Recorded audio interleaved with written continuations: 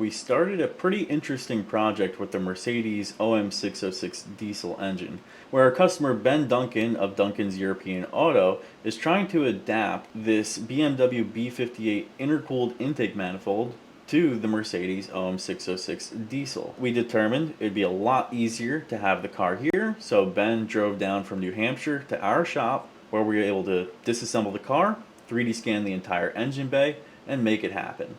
Let's see how these scans look. So now we have the scans in the new Peel OS Pro, where we are able to take this engine bay scan and have great detail showing off the big turbo that Ben installed, and this thing is kind of rowdy. It's a really cool car.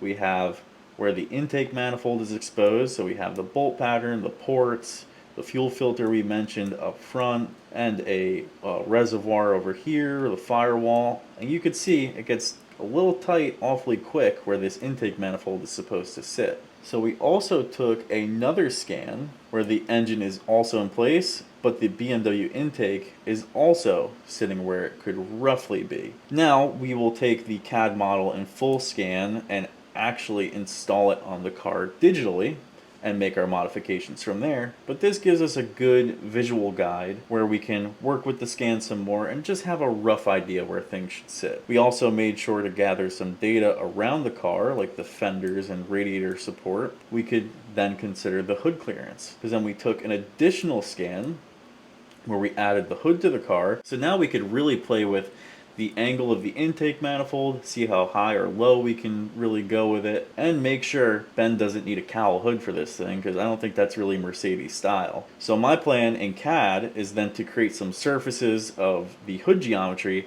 offset the thickness of the hood and insulation that we measured while he was here, and then we can make 100% certain that this intake setup is going to work for his application.